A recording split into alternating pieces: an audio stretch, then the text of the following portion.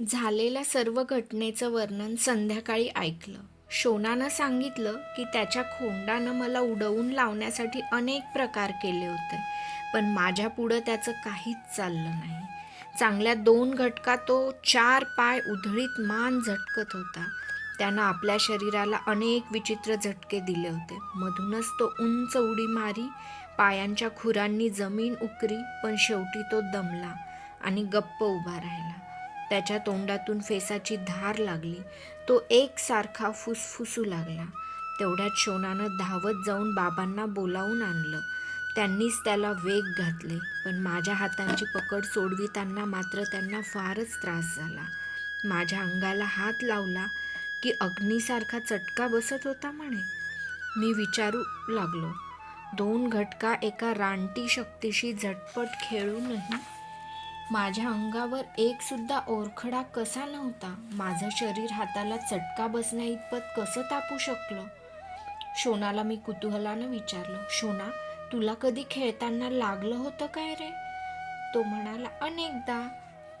एकदा तर गंगेच्या पाण्यात मी खोलवर सुरकांडी मारली. पाण्यात टोकदार शिळा होती.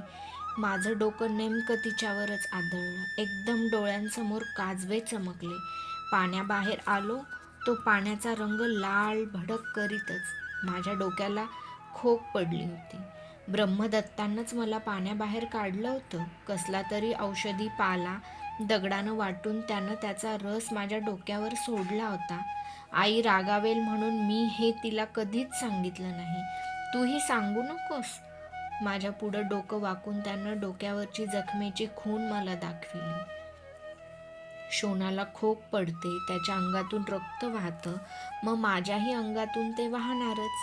मी ताडकन उठलो आणि तसाच पर्णकुटीत गेलो. तिथं अनेक बाण नि धनुष्य रांगेत ठेवलेली होती. त्यातला एक बाण सरकन खेचून घेतला. त्याचं धारदार पातं चंद्रकोरीसारखं चमकन चमकलं. हातातला तो बाण मी निर्धारानं डोक्याच्या ही वर उचलला. त्याचं धारदार टोक बरोबर पायाच्या चंप्यावर येईल असं धरलं आणि बाण हातातून सोडून दिला. आपल्या पायात तो आता कचकन रुतणार या कल्पनेनं शहारून गपकन डोळे मिटून घेतले. डोळ्यापुढं शुभ्र तेजस्वी प्रकाशाची तरळणारी वलय उभी राहिली. बाण पायावर पडला, पण नुसतं गवताच्या काडीनं काहीतरी टोचल्यासारखं मला वाटलं. बाणाचं टोक माझ्या पायांच्या कातडीत घुसलं नव्हतं. मला वाटलं मी तो सोडायला चुकलो असेल म्हणून. पुन्हा पुन्हा मी माझ्या पायावर सोडला, पण एकदाही त्याचं टोक माझ्या पायांच्या कातडीत घुसलं नाही. बारकाईनं मी पायाकडं पाहिलं. तिथं एखादा साधा व्रणही उठलेला नव्हता. कुतूहलाचं नि शंकेचं पिशाच्छ माझ्यासमोर अनेक प्रश्नांच्या पिंज्या पसरून नाचू लागलं. मी माझ्या हातातील बाणांची टोक वेड्यासारखी मांडी, दंड, छाती, पोट, जिथं मिळेल तिथं जोमानं खुपसण्याचा प्रयत्न करू लागलो, पण ते शरीरात कुठंच तसूभरही शिरू शकत नव्हतं. का शिरू शकत नव्हतं? का का माझ्या शरीरावरचं कातडं अभेद्य आहे की काय?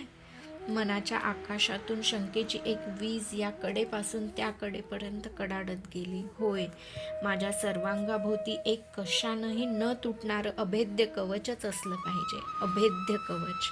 वा, मग धावत्या रथातूनही मी जरी खाली उडी मारली तरी कधी मला लागणार नाही.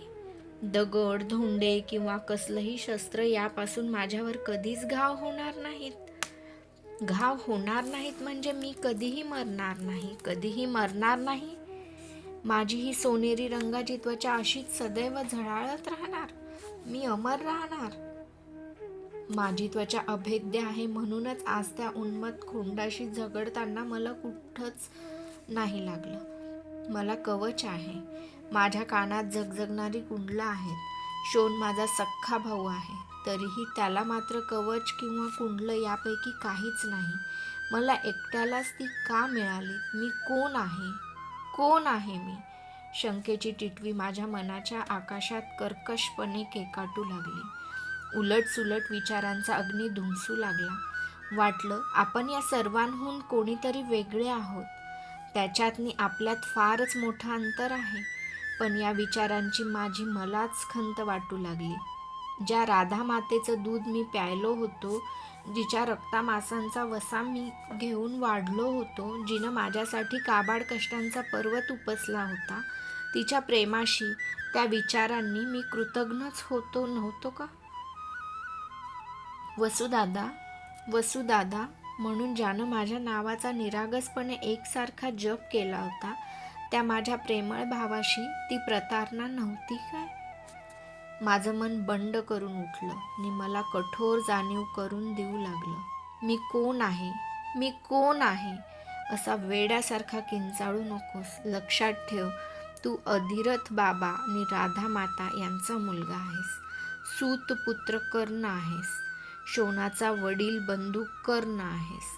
सारथ्यांच्या कुलातील एक सारथी आहेस, एक सारथी.